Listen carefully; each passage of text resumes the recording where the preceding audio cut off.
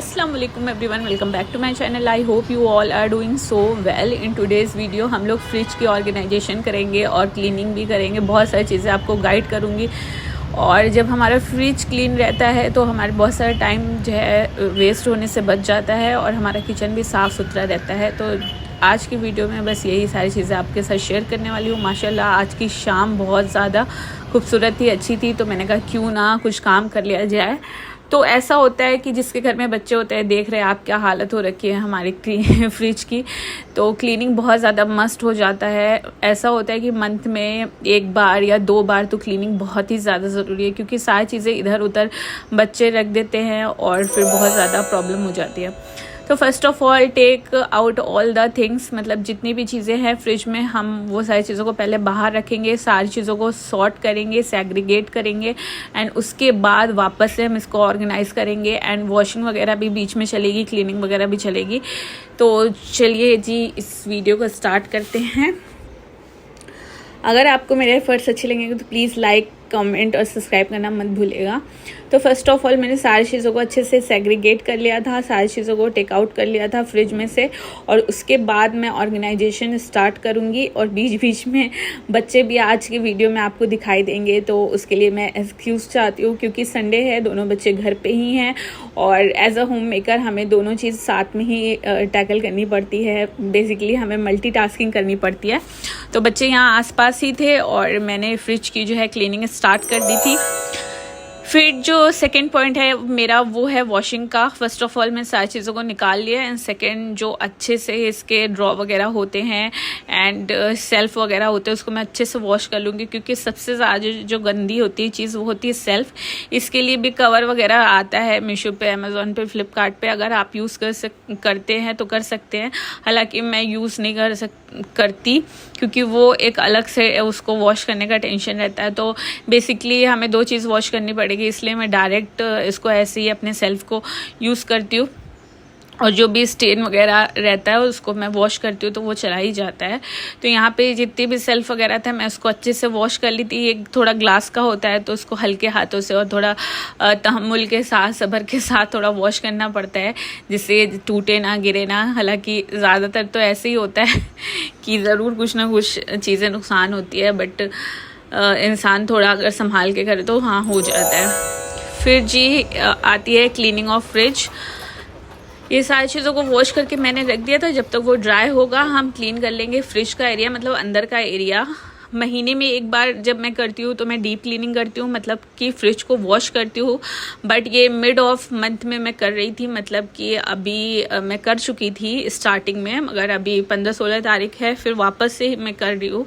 तो इस टाइम सिर्फ मैं कोलिन से अच्छे से इसको जो है पोंछ लूँगी।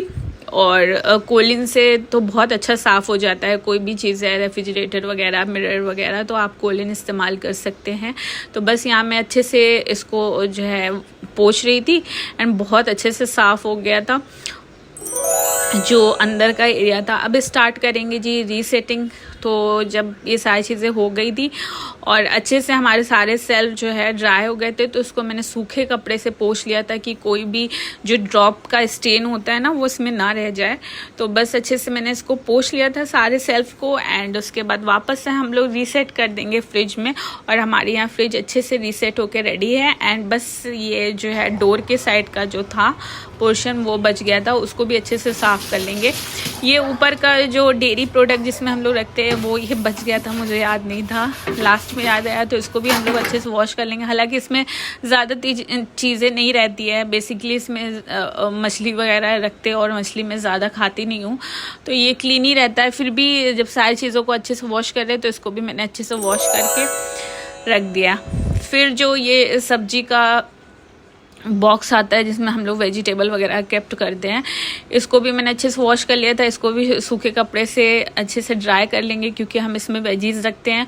और फ्रिज साफ़ करने का सबसे अच्छा जो टाइम होता है वो यही होता है कि जब हमारे फ्रिज में सबसे ज़्यादा कम वेजीज और फ्रूट्स हो, और जब ये ख़त्म होने के कगार पे आए तब साफ़ करने में बहुत आसानी रहती है, क्योंकि कम सामान रहता है फ्रिज में, तो हम लोग अच्छे से साफ़ कर लेते हैं। तो अभी फ़िलहाल मेरे फ्रिज में बहुत कम वेजीज और फ्रूट्स लेफ़्ट ओवर है, तो इसलिए मैं आज फ्रिज सोची कि साफ़ कर लेती हूँ बैठे बैठे। और जैसे कि सफाई आधा दिन है, तो घर में खाली बैठने से अच्छा है और इधर उधर की चीज़ें करने से अच्छा है कि इंसान घर की साफ़ सफाई में और घर की जो भी चीज़ें हैं निज़ाम में उसमें पार्टिसिपेट करे, तो हमारा घर जो है बेहतर रहेगा। तो जी ये सारी चीज़ें मैंने वापस से जो भी लेफ़्ट ओवर फ्रूट वगैरह थे वो सब जो है मैंने अच्छे से केप्ट कर लिए। यहाँ पे बीट रूट वगैरह था, इसको मैंने अच्छे से पील ऑफ करके रख लिया था, जूस वगैरह बनाने में काम आता है। यहाँ पे दही वगैरह तो उसको वापस से रीसेट कर दिया। एंड ये जो बॉक्स होता है इसमें हम लोग अंडा रखते हैं, तो खैर अंडा की तो पूरी ट्रे ही आती है हमारे घर, फिर भी ये जो नींबू वगैरह होता है और छोटी मोटी जो चीज़ें होती है जो हमारे डेली बेसिस पे यूज़ होती है वो मैं इसमें रखती हूँ। तो ये भी बहुत ज़्यादा गंदा हो गया था, तो इसको भी अच्छे से साफ़ करके मैंने धुल दी, जिससे ये भी अच्छे से क्लीन हो जाए। और फ्रिज में ऐसा होता है ना कि बच्चे बार बार टच करते हैं तो थोड़ा सा गंदा हो ही जाता है, तो बेटर यही रहता है कि हर एक चीज़ को अच्छे से वॉश कर ले, तो जो भी इसमें स्टेन वगैरह लगा हो वो निकल जाए।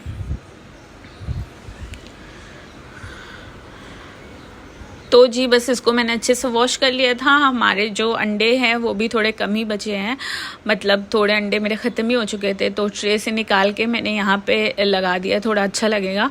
और बाकी का जो 3-4 बचा था वो मैं अभी रात में बना लूँगी। सो जी यहाँ पे अंडा भी अच्छे से रीसेट कर दिया था मैंने, इसको भी अच्छे से मैं इसकी जो ट्रे है वापस से रीसेटिंग कर दूँगी फ्रिज में। एंड लगभग मेरी आधी फ्रिज अच्छे से क्लीन हो चुकी थी, क्योंकि मैं स्टेप बाय स्टेप ही करना प्रोसीजर ज़्यादा प्रेफर करती हूँ। उसके बाद जी जो हमारे ऊपर के पोर्शन में चीज़ें बची थी लेफ़्ट ओवर, उसको हम एक्सपायरी वगैरह चेक करेंगे। एक्सपायरी चेक करना बहुत ज़्यादा ज़रूरी है, लाजमी ये पॉइंट आप फॉलो करें। अगर जैसे कि कोकोनट वाटर है, केचप है, पिज़्ज़ा सॉस है, मायोनीज़ है, बहुत सारी ऐसी चीज़ रहती है, ब्रेड है एंड डेयरी प्रोडक्ट खासकर जैसे कि दूध दही हुआ, तो ये सब लाजमी चेक कर लें एक बार। एंड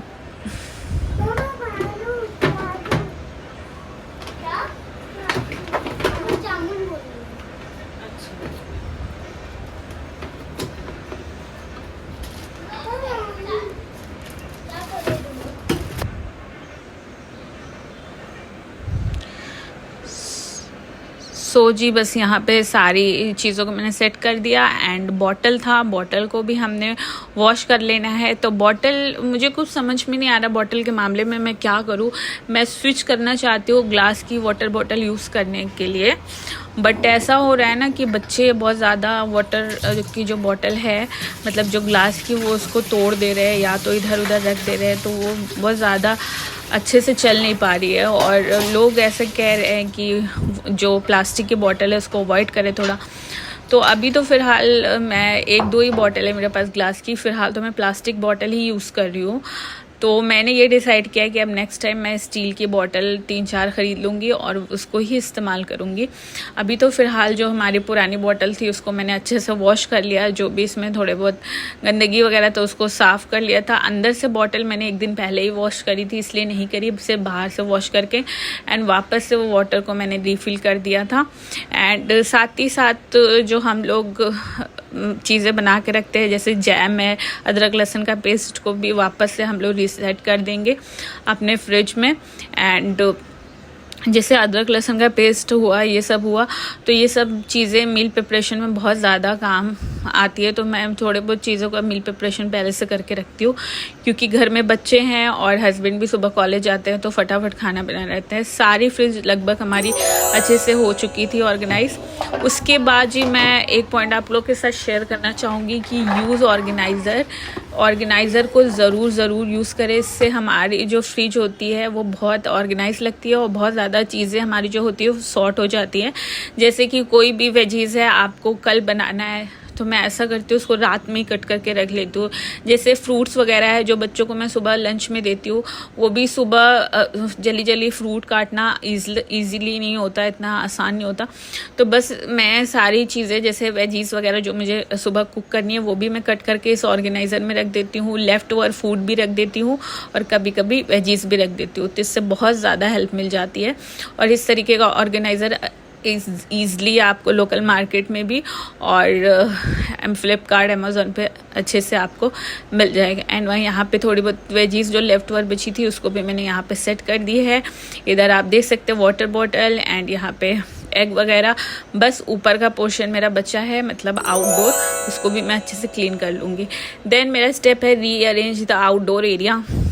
जो हमारी फ्रिज होती है सबको बहुत ज़्यादा पसंद होती है, बाहर से उसको अच्छे से ऑर्गेनाइज़ करना, कुछ ना कुछ उसके ऊपर रखना या फिर मैग्नेट वगैरह चिपकाना, हम सबको ही बहुत ज़्यादा पसंद होता है। सो जी बहुत सारे मैग्नेट तो नहीं, बस थोड़े बहुत मैग्नेट है वो मैंने ऊपर रखे हैं। और फ्रिज के ऊपर मैं रखती हूँ ये ब्लैक बोर्ड जिसमें मैं कोटेशंस लिखती हूँ। एंड उसके बाद फ्रिज के ऊपर मैं रखती हूँ अपना ये मेडिसिन का बॉक्स, क्योंकि मेडिसिन का बॉक्स बहुत ज़्यादा ज़रूरी है, क्योंकि आपके घर में अगर बच्चे हैं और अगर बच्चे नहीं भी हैं तभी भी मेडिसिन का बॉक्स तो बहुत ज़रूरी है, क्योंकि घर में कभी भी मेडिसिन की ज़रूरत पड़ सकती है। और बीइंग अ फार्मासिस्ट मेरे पास तो ज़्यादा ही सारी दवाएं वगैरह अवेलेबल रहती हैं। तो इसके बॉक्स को भी अच्छे से मैंने क्लीन कर दिया था, क्लीन करके वापस से रीसेट कर दिया सारी चीज़ों को एंड अच्छे से इसको पोंछ लेंगे। एंड ऊपर के पोर्शन पे देखिए मैंने स्पाइसेस बॉक्स रखा है, मेडिसिन बॉक्स एंड थोड़े से पेन पेंसिल वगैरह रखे हैं। यहाँ पे मैंने आदि का 3 मंथ डाइट चैलेंज है जो कि इंटरमिटेंट फास्टिंग है एंड नो शुगर चैलेंज है, तो उसको मैं यहाँ पे रखी हूँ, जिससे मुझे देख के बनाना रहता है कि मुझे क्या उनको दिन भर में मील वगैरह देना है। एंड बस ये बाहर की चीज़ें बची थी, फाइनल क्लीनिंग कर लेते हैं। बाहर की जो चीज़ थी उसको मैंने अच्छे से क्लीन कर दिया था, मगर फिर भी वापस से मैंने कोलिन से इसको चमकाने की कोशिश करी थी, क्योंकि जब तक पूरी फ्रिज अच्छे से चमकने नहीं लगती, जब तक मुझे चैन नहीं आता, तो वापस से मैंने क्लीनिंग करना स्टार्ट कर दी थी। बाहर का जो डोर का एरिया है एंड साइड में जो डोर का होता है उसको भी क्लीन करना बहुत ज़्यादा ज़रूरी है। तो ये कुछ छोटे छोटे स्टेप थे जो मैंने आपके साथ शेयर किए। अगर आपको अच्छा लगा होगा तो प्लीज़ लाइक कमेंट करिएगा एंड बताइएगा कि आपको ये स्टेप कैसे लगे। सो यहाँ पे मेरी जो फ्रिज थी वो एकदम चमचमाने लगी थी, अच्छे से क्लीन हो गई थी। अब मेरे दिल को तसल्ली हो जाएगी और अब आराम से मेरा ये 15 दिन करीब मेरी फ्रिज अच्छे से ऑर्गेनाइज रहेगी, सेट रहेगी। बस मुझे वापस से अपनी वेजीज़ को और फ्रूट्स को लाना है एंड रीस्टॉक करना है। काफ़ी लेट हो गया था जी ये सारी चीज़ें करते करते और मैं बहुत ज़्यादा थक गई थी। और आज मैं घर में अकेली थी बच्चों के साथ, तो मैंने कहा क्या कुछ ज़्यादा हैवी बनाया, तो इसलिए आज मैंने पास्ता बनाया है। पास्ता में मैंने मैक्रोनी पास्ता बनाया है, हालांकि मुझे पेनी पास्ता बहुत ज़्यादा पसंद है। फिलहाल अभी आज मैंने मैक्रोनी से ही काम चलाया। इसको मैंने रेड सॉस में बनाया था, बहुत यम्मी और बहुत ज़्यादा डिलीशियस बना था। अगर आपको इसकी रेसिपी देखनी है तो मेरे इंस्टाग्राम पे आप जाके मुझे फॉलो कर सकते हैं, वहाँ पे मैं अक्सर ही डालती रहती हूँ रेसिपी और बहुत ज़्यादा एक्टिव भी हूँ मैं इंस्टाग्राम पे, तो वहाँ पे फॉलो करना ना भूलें। एंड यहाँ पे थोड़ी सी ब्यूटी को इन्हांस करते हुए बस एंजॉय करेंगे आज का मील। ये था आज का वीडियो, अच्छा लगा होगा तो लाइक कमेंट करिएगा। फिर से मिलते हैं, अल्लाह हाफिज़।